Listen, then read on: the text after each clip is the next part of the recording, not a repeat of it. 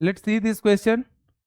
The question is, let S is a set of all real numbers x such that modulus of x minus 2 power 10x square minus 1 is equals to modulus of x minus 2 power 3x. Then number of elements in set S will be, क्या होगा उसके बारे में बात करनी है अपने को. तो यहाँ पे अपने को ज़्यादा कुछ करना नहीं है, यहाँ पे थोड़ा सा इस इक्वेशन को सॉल्व करना है, ठीक है ना.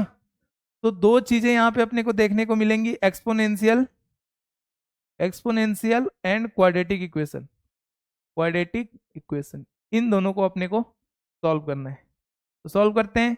अब मुझे इस इक्वेशन के बेसिकली रूट्स लेके आने हैं. तो इस इक्वेशन के रूट्स लेके आते हैं भाई. x minus 2 power 10x square minus 1 is equal to x minus 2 power 3x.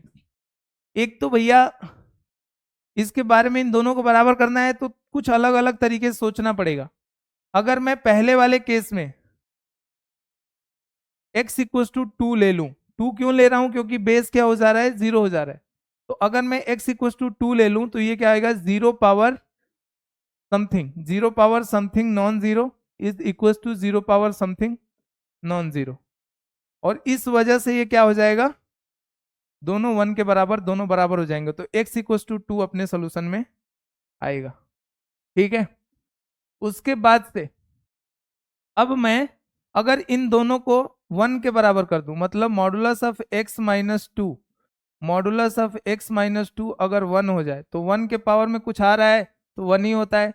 तो x माइनस 2 की वैल्यू क्या हो जाएगी, प्लस माइनस 1. तो x की वैल्यू हो जाएगी 2 प्लस माइनस 1, डेट इज एक वैल्यू आएगी 3 और एक आएगी 1. तो x की वैल्यू 1 एंड 3, दो वैल्यूज और मिल गई. अब तीसरी चीज क्या हो सकती है, ये केस 2 था.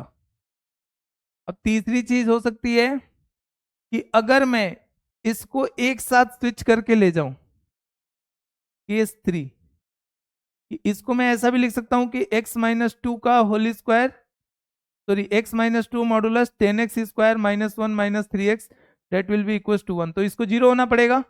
अब इसको 0 होना पड़ेगा तो 10x square minus 1 minus 3x equal to 0.